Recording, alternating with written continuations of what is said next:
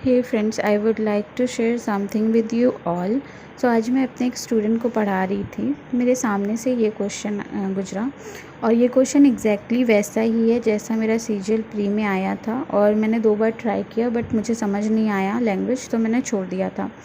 सो ये क्वेश्चन जब मैंने आज उसको बताने के टाइम पे देखा तो एक बार में ही आ गया था, क्योंकि जस्ट उस टाइम पे क्या था, मेरा दिमाग बहुत ज़्यादा पैनिक कर रहा था, जिसकी वजह से मैंने लैंग्वेज समझने में गलती कर दी थी। जैसे यहाँ पे क्वेश्चन में मेंशन है कि father gives 1% of his monthly income to his 2 sons as a pocket money. The elder son gets 80% of the total amount of money given and he spend 80% of his share.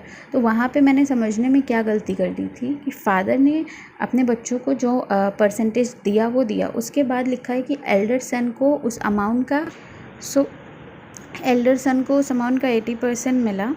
अब इसके बाद जो question उसने बोला हुआ है, आगे लिखा है एंड ही स्पेंड। तो यहाँ पे he is for elder son, और मेरे से गलती ये हो गई थी, मैंने ही फॉर फादर सोच लिया था, जिसकी वजह से क्वेश्चन मेरा थोड़ा सा हौच पौच हो गया था।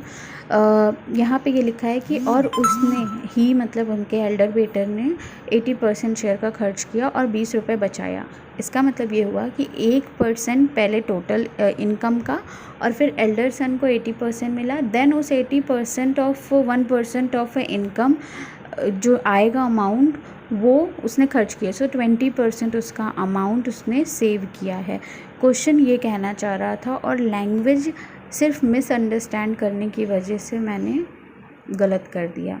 सो अब मैं इसका सल्यूशन डिस्कस कर लेती हूँ, तो आपको ज़्यादा बेहतर समझ में आएगा। यहाँ पे मैंने क्वेश्चन सॉल्व कर दिया है। क्वेश्चन में गिवन है कि फादर की इनकम का 1% उसके बेटों में बांट दिया जाता है। तो फादर की इनकम का 1% दैट इज़ 1/100 ऑफ एक्स मैंने फादर की इनकम को लेट कर लिया है। अब आगे लिखा हुआ है कि बड़े वाले बेटे का शेयर 80% है टोटल का। सो बड़े वाले बेटे का शेयर निकाल लिया हमने, जो कि सॉल्व करके आ गया x/125। देन उसने स्पेंड किया है 80% ऑफ दैट अमाउंट। तो 80% उसने स्पेंड कर दिया, मतलब 100 में से 80 माइनस हुआ, 20% उसका बच गया है।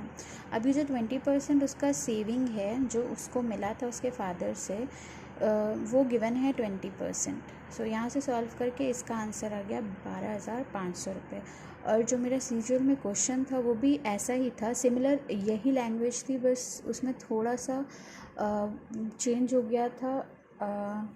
As much as I remember 1% की जगह वहाँ पे 8% था शायद, और एल्डर सन का खर्च 90% था, और 17 रुपये वो शायद बचा रहा था। तो इस तरीके का था। और मुझसे जो गलती हो गई थी वो भी जब मैंने दोबारा भी क्वेश्चन रीड किया तब मुझे गलती समझ में आ गई। Hope you like the solution. Thank you for watching.